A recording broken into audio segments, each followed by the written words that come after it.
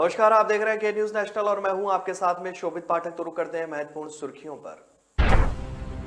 फिर सुलग रही है घाटी। कल कश्मीरी पंडित की हत्या के बाद रात भर प्रदर्शन। आज पुलवामा में एसपीओ रियाज अहमद को मारी गई गोली। सीएम भगवंत मान की पंजाबी सिंगर्स को चेतावनी। कहा, गानों में गन कल्चर को दिया बढ़ावा तो होगी कार्रवाई।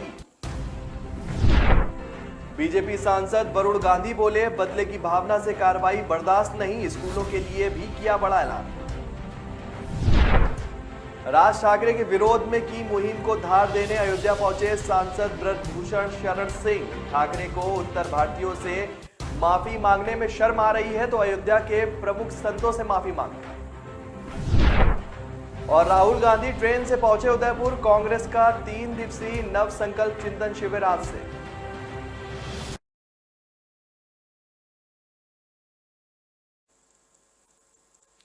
जम्मू कश्मीर में शांति के बाद एक बार फिर से आतंकी घटनाएं तेज हो गई हैं। कल कश्मीरी पंडित राहुल भट्ट की हत्या के बाद आज आतंकियों ने पुलिस कांस्टेबल रियाज अहमद ठोकर को गोलियों से भूंस दिया, जिसमें वो गंभीर रूप से घायल हो गए। आतंकियों ने यह हमला रियाज के घर पर किया। फिलहाल रियाज अहमद को अस्पताल में भर्ती कराया गया है, जहां उनका इलाज किया जा रहा है। ये घटना घाटी के पुलवामा के गुदूरा इलाके में हुई। कश्मीर में कुछ ही घंटों के भीतर टारगेट किलिंग की यह दूसरी घटना है। स्थानीय पुलिस के मुताबिक रियाज अहमद ठोकर अपने घर गुदरा में मौजूद थे और इस बीच आतंकियों ने टारगेट बनाकर उन पर फायरिंग कर दी। इसमें वो गंभीर रूप से जख्मी हो गए, जिसके बाद उन्हें तुरंत अस्पताल में भर्ती कराया गया। अस्पताल में रियाज अहमद की हालत गंभीर बनी हुई है। जम्मू कश्मीर में अपने मंसूबों पर पानी फिरता हुआ देख अब आतंकवादी टारगेट किलिंग कर रहे हैं। रियाज अहमद पर हुआ हमला भी इसी का हिस्सा लग रहा है। घाटी में पिछले दिनों जिस तरह की किलिंग को आतंकियों ने अंजाम दिया, उससे यही लग रहा है कि आतंकी इस बार निशाना बनाकर हत्याएं कर रहे हैं। कल कश्मीरी पंडित राहुल भट्ट की हत्या हुई, उसके बाद आज पुलिस कांस्टेबल रियाज अहमद को निशाना बनाया गया। इससे पहले शनिवार को आतंकियों ने अली जॉन रोड स्थित एवा ब्रिज पर पुलिसकर्मी की गोली मारकर हत्या कर दी थी।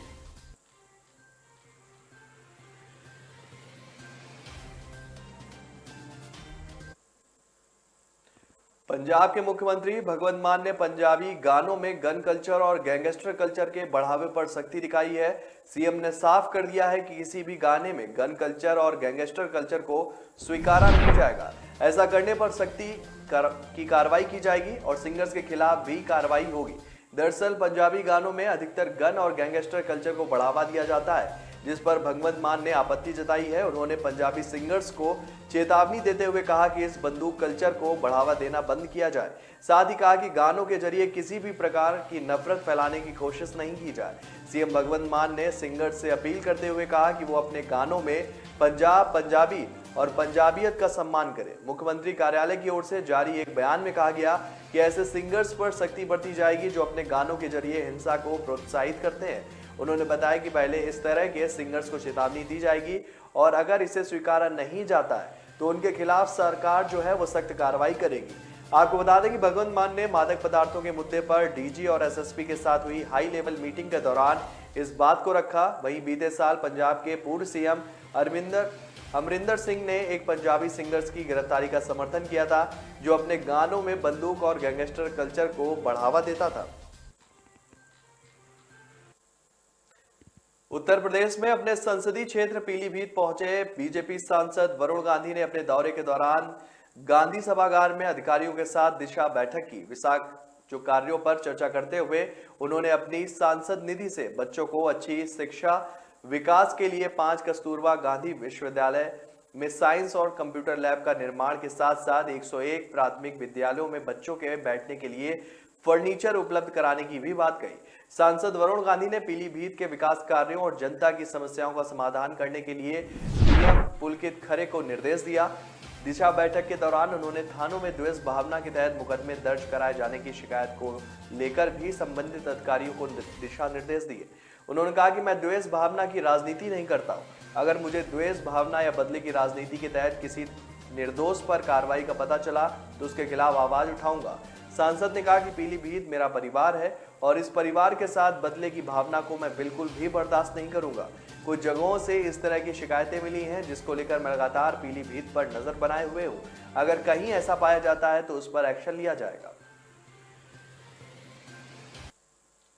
उत्तर प्रदेश के अयोध्या में राज ठाकरे के विरोध की मुहिम को धार देने कैसरगंज के सांसद ब्रजभूषण शरण सिंह संतों से मुलाकात करने अयोध्या पहुंचे हैं। सांसद ने महाराष्ट्र नवनिर्माण सेना के संस्थापक राज ठाकरे के विरोध में संतों के सहयोग का आह्वान किया और अयोध्या के सभी प्रमुख पीठ के संतों से मुलाकात भी की। ब्रजभूषण शरण सिंह सबसे पहले मणिराम छावनी पहुंचकर श्री राम जन्मभूमि तीर्थ क्षेत्र ट्रस्ट के अध्यक्ष महंत नेत्र गोपाल दास से मुलाकात कर उनका आशीर्वाद दिया और राज ठाकरे के अयोध्या आगमन के विरोध के बारे में भी जानकारी दी।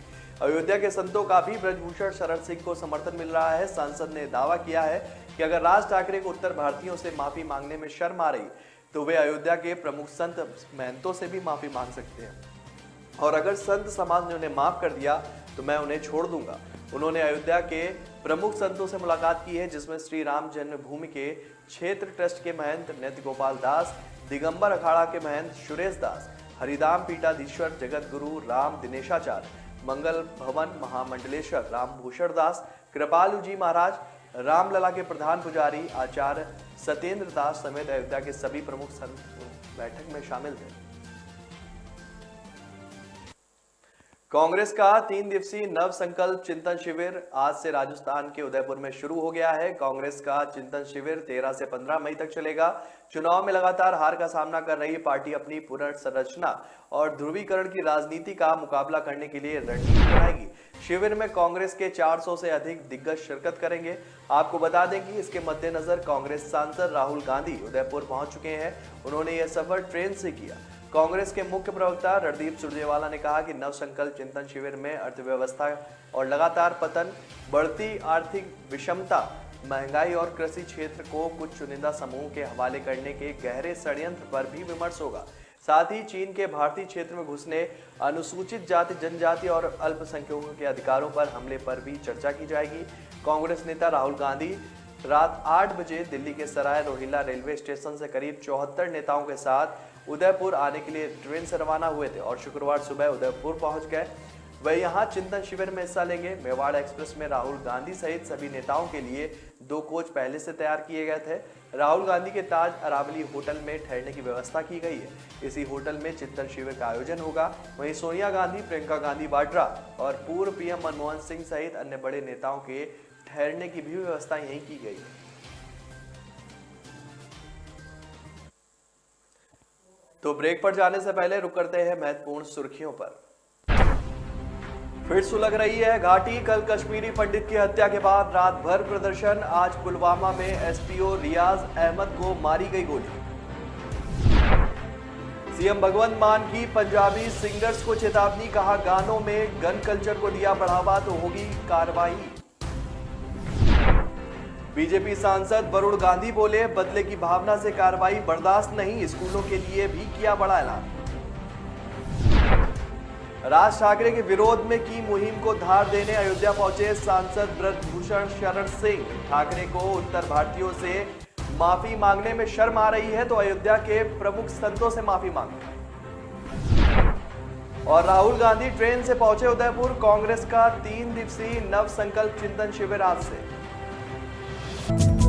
कामयाबी की असली पहचान तभी होती है जब उसकी बुनियाद मजबूत हो, क्योंकि जिन्हें खुद पर भरोसा हो उनकी ताकत कभी कम नहीं होती है।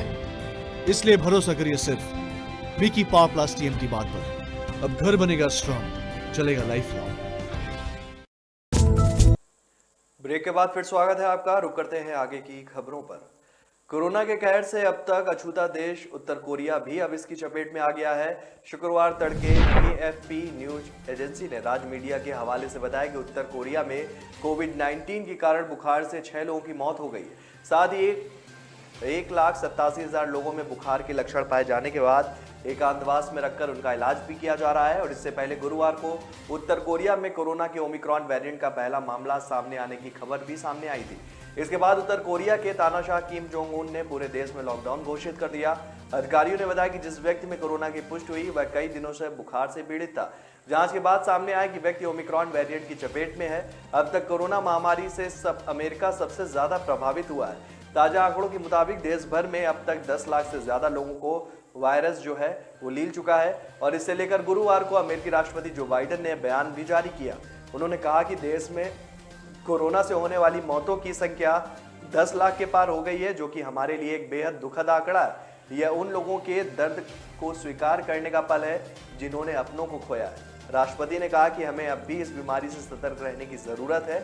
अमेरिका जांच, टीकाकरण और कोरोना पर काबू पाने के लिए फंड बढ़ाने के लिए दृढ़ संकल्पित है और इसके लिए हम प्रयास भी कर रहे हैं।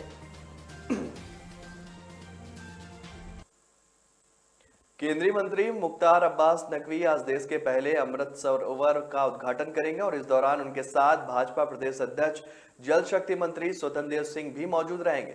नकवी 2 दिवसीय दौरे पर गुरुवार की दोपहर रामपुर पहुंच गए थे। यहां उन्होंने कार्यकर्ताओं और पदाधिकारियों से मुलाकात की। उन्होंने कहा कि सौभाग्य की बात है कि देश के पहले अमृत सरोवर का शुभारंभ रामपुर में सुबह 9 बजे किया गया, जिसमें उत्तर प्रदेश सरकार के जल शक्ति मंत्री स्वतंत्र देव सिंह भी उपस्थित रहे। प्रधानमंत्री नरेंद्र मोदी ने रामपुर के इस अमृत सरोवर की प्रशंसा कर एवं बधाई देकर रामपुर के लोगों को गौरवान्वित किया है। रामपुर पहुंचने पर जो है भाजपा कार्यकर्ता व पदाधिकारी ने कोसी पुल के निकट उनका स्वागत भी किया। दिल्ली के कीर्तिनगर औद्योगिक क्षेत्र में शुक्रवार की मध्य रात्रि में 3 फैक्ट्रियों में आग लग गई। सूचना मिलने पर पहुंची दमकल विभाग की गाड़ियों ने आग पर काबू पा लिया। दिल्ली में दमकल सेवा के निदेशक अतुल गर्ग ने बताया कि रात लगभग 1:30 बजे कीर्तिनगर औद्योगिक क्षेत्र में 3 फैक्ट्रियों में आग लगने की सूचना मिली। तत्काल मौके पर 12 गाड़ियों को भेजा गया। दमकल कर्मियों ने कड़ी मशक्कत के बाद आग पर काबू पाया। आग लगने के कारणों का पता नहीं चल पाया है। आग लगने से लाखों का सामान जलकर राख हो गया। राजधानी में लगातार पारा चढ़ रहा है और इस बीच मौसम विभाग ने अगले 3 दिनों के लिए अलर्ट जारी करते हुए भीषण गर्मी पड़ने के साथ लू चलने की संभावना भी जताई है। पारा बढ़ने के साथ विभाग के लोग भी सतर्क हो गए हैं। बीते 24 घंटे में भी पारा जो है 42 डिग्री सेल्सियस के पास रहने के कारण लोगों का गर्मी से बुरा जो है हाल रहा। राजधानी में दिन भर सूरज के तेवर तलक रहे। घरों से बाहर निकलने में लोग जो है वो परेशान दिखे।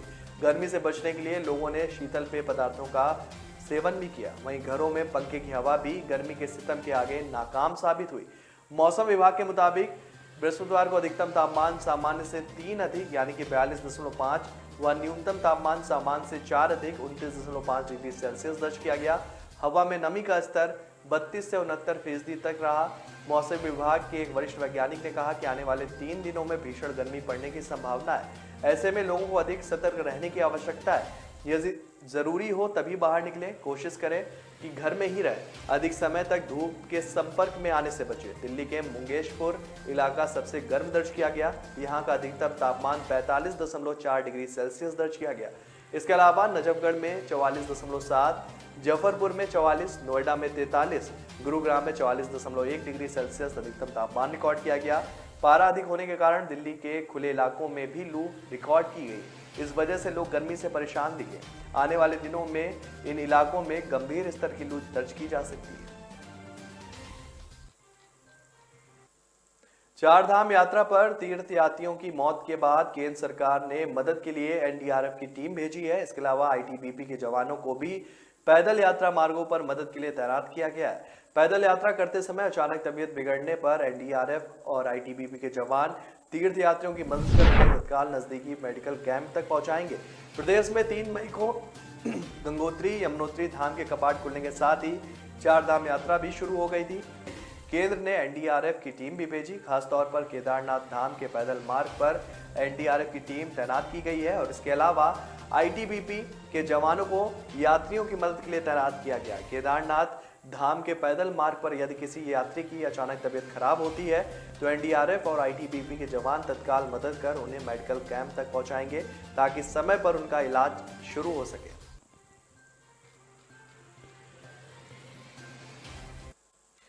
तो ब्रेक पर जाने से पहले रुक करते हैं महत्वपूर्ण सुर्खियों पर। फिर सुलग रही है घाटी। कल कश्मीरी पंडित की हत्या के बाद रात भर प्रदर्शन। आज पुलवामा में एसपीओ रियाज अहमद को मारी गई गोली। सीएम भगवंत मान की पंजाबी सिंगर्स को चेतावनी। कहा गानों में गन कल्चर को दिया बढ़ावा तो होगी कार्रवाई। बीजेपी सांसद वरुण गांधी बोले बदले की भावना से कार्रवाई बर्दाश्त नहीं। स्कूलों के लिए भी किया बड़ा ऐलान। राज ठाकरे के विरोध में की मुहिम को धार देने अयोध्या पहुंचे सांसद ब्रजभूषण शरण सिंह। ठाकरे को उत्तर भारतीयों से माफी मांगने में शर्म आ रही है तो अयोध्या के प्रमुख संतों से माफी मांगे। और राहुल गांधी ट्रेन से पहुंचे उदयपुर। कांग्रेस का 3 दिवसीय नव संकल्प चिंतन शिविर आज से। न ऐश का न द्वेष का, यह दंगल है देश का।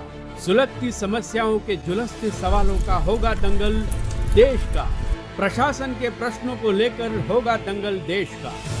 शिक्षा, स्वास्थ्य, समाज, कानून और व्यवस्था के आज क्या है हालात। सोमवार से शुक्रवार रोज रात 8 बजे जलपा क्षत्रिय के साथ दंगल देश का। ब्रेक के बाद फिर स्वागत है आपका। रुक करते हैं आगे की खबरों पर। भारत पाक सीमा पर अमृतसर सेक्टर में बुधवार रात ऑब्जर्विंग पोस्ट रनिया पर एक बार फिर से पाकिस्तानी ड्रोन आया। अंतर्राष्ट्रीय सीमा पर गश्त कर रहे बीएसएफ जवानों ने इसकी आवाज सुनने पर इसकी दिशा में फायर किए तो यह ड्रोन पाकिस्तान की ओर लौट गया।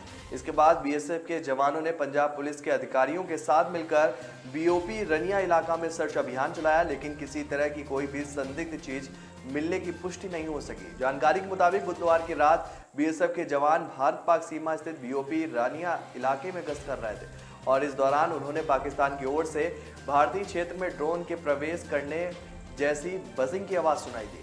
जवानों ने तुरंत आवाज की दिशा में 5 राउंड फायर किए तो यह ड्रोन पाकिस्तान की ओर लौट गया। इस संबंध में बीएसएफ खासा सेक्टर के डीआईजी भूपिंदर सिंह ने के साथ बातचीत की गई तो उन्होंने बताया कि बल के जवान पूरी तरह से चौकस हैं और कल रात को ड्रोन की मूवमेंट करीब 2 मिनट की रही। जवानों ने पाकिस्तान के इस प्रयास को नाकाम किया है। संभावना व्यक्त की जा रही है पाकिस्तान की ओर से भारतीय क्षेत्र में दाखिल हुआ यह ड्रोन हथियार या हेरोइन की खेप यहां गिराने आया था, लेकिन बीएसएफ की ओर से फायर किए जाने के बाद ड्रोन को इसका मौका नहीं मिला और वह लौट गया। इसके बाद जवानों ने सर्च अभियान भी चलाया और इसके बाद एक बार फिर पंजाब पुलिस के अधिकारियों के साथ मिलकर गुरुवार बाद दोपहर तक सर्च अभियान चलाया गया, लेकिन इस दौरान उन्हें पूरे इलाके में कोई भी संदिग्ध चीज नहीं मिली। इससे पहले बीएसएफ के जवानों ने 7 मई को इसी तरह की कोशिश को नाकाम करते हुए पाकिस्तान ड्रोन को गिरा दिया था और सर्च के दौरान 10 किलोग्राम 600 ग्राम हेरोइन जो है वो बरामद की गई। कश्मीर में आतंकियों ने 15 घंटे के भीतर टारगेट किलिंग की दूसरी घटना को अंजाम दिया है। पुलवामा में शुक्रवार सुबह दहशतगर्दों ने घर में घुसकर पुलिसकर्मी को गोली मार दी। इससे वह गंभीर रूप से घायल हो गए। उन्हें उपचार के लिए स्थानीय अस्पताल ले जाया गया। स्थानीय पुलिस अधिकारी ने बताया कि रियाज अहमद छोकर अपने घर पर जो मौजूद थे और इस बीच कुछ आतंकियों ने उन पर फायरिंग शुरू कर दी। इससे वह गंभीर रूप से जख्मी हो गए। तुरंत ही उन्हें अस्पताल ले जाया गया जहां उनकी हालत जो है वो गंभीर बनी हुई है। आतंकवादियों की तलाश में सुरक्षा बलों ने अभियान शुरू कर दिया है और इससे पहले बडगांव में गुरुद्वारा दफ्तर में घुसकर कश्मीर जो है कर्मचारी जो राहुल भट्ट की हत्या कर दी गई थी।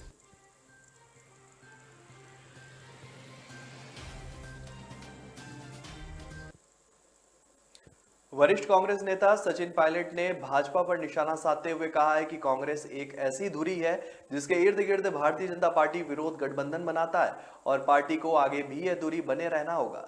सचिन पायलट ने 2024 के विधानसभा चुनाव में राष्ट्रीय जनतांत्रिक गठबंधन का सामना करने के लिए संयुक्त गतिशील गठबंधन को बेहतर विकल्प बताया। वहीं चिंतन शिविर पर सचिन पायलट ने कहा कि चुनाव को सफल बनाने के लिए 3 दिवसीय शिविर में रणनीति बनाई जाएगी। उन्होंने कहा कि भाजपा में जो है वास्तविक मुद्दों से जनता का ध्यान भटकाने का आरोप लगाते हुए उन्होंने कहा कि कुछ असामाजिक तत्व सड़कों और स्मारकों का नाम बदलने की मांग उठाकर देश के प्रमुख मुद्दों से भटकाते हैं। सचिन पायलट ने पूछा कि क्या कुतुब मीनार या ताजमहल का नाम बदलने की मांग पेट्रोल, डीजल, रसोई गैस और खाद्य पदार्थों के आसमान छूती कीमतों को कम करने से ज्यादा महत्वपूर्ण है। कांग्रेस नेता ने आगे कहा कि ये ऐसे मुद्दे हैं जो असल मुद्दों से ध्यान भटकाते और लोगों की आंखों में धूल झोंकने के लिए उठाए जाते हैं, वह भी ऐसे समय पर जब नींबू 300 रुपए प्रति किलो, सिलेंडर 1000 रुपए और पेट्रोल कीमत जो है 125 रुपए पर पहुंच गई है। अब तक के सबसे बुरे आर्थिक संकट का सामना कर रहे श्रीलंका में महिंदा राजपक्षे के इस्तीफे के बाद से राजनीतिक संकट और गहरा गया है। प्रधानमंत्री महिंदा राजपक्षे पद से इस्तीफा दे चुके हैं और इस बीच श्रीलंका की संसद में 17 मई को राष्ट्रपति गोटबाया राजपक्षे के खिलाफ अविश्वास प्रस्ताव पर बहस होगी, जिसकी पुष्टि स्पीकर कार्यालय ने गुरुवार को की। पार्टी नेताओं की बैठक में यह फैसला लिया गया है मीडिया रिपोर्ट्स के मुताबिक संसद से विशेष मंजूरी मिलने के बाद प्रस्ताव को बहस के लिए लाया जाएगा। राष्ट्रपति गोटबाया राजपक्षे के खिलाफ अविश्वास प्रस्ताव को लेकर संसद परिसर में पार्टी नेताओं की हुई बैठक के बाद स्पीकर महिंदा यापा अभयवर्धने ने कहा कि नेताओं द्वारा प्रस्ताव तैयार करने के बाद राष्ट्रपति को सौंपा जाएगा। उन्होंने कहा कि एक स्थिर सरकार के गठन और संसद सदस्यों की सुरक्षा का प्रस्ताव भी राष्ट्रपति राजपक्षे को सौंपा जाएगा। मीडिया रिपोर्ट्स के मुताबिक इस मौके पर सांसद सुमन थिरन से जोड़ के देकर कहा गया कि देश को आगे बढ़ाने के लिए एक स्थिर सरकार जरूरी है। सुमन थिरन ने कहा कि राष्ट्रपति के इस्तीफे के लिए निर्धारित समय अवधि नहीं दी गई है, लेकिन प्रधानमंत्री की नियुक्ति के संबंध में जल्द ही कार्रवाई की जाएगी।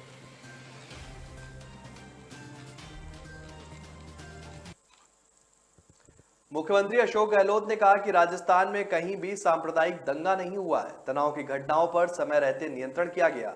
आज देश भर में तनाव और अशांति का माहौल है। रामनवमी पर 7 राज्यों में समान पैटर्न पर दंगे हुए, जिसके पीछे की गहरी साजिश की केंद्रीय स्तर पर जांच कराने के लिए मैंने गृह मंत्री अमित शाह से आग्रह किया है। ये बातें मुख्यमंत्री गहलोत ने कानून व्यवस्था की समीक्षा बैठक में कही। उन्होंने अधिकारियों को सख्त निर्देश देते हुए कहा कि हाल ही में हुई सांप्रदायिक तनाव की घटनाओं में पुनरावृत्ति रोकने के लिए सूचना तंत्र को मजबूत करा जाए। प्रत्येक घटना की बिना किसी भेदभाव के गहराई से जांच की जाए। कानून व्यवस्था बनाने और सामुदायिक सहभागिता बढ़ाने के लिए शांति समिति, CLG, पुलिस मित्र, ग्राम रक्षक और सुरक्षा सखियों का प्रभावी उपयोग किया जाए।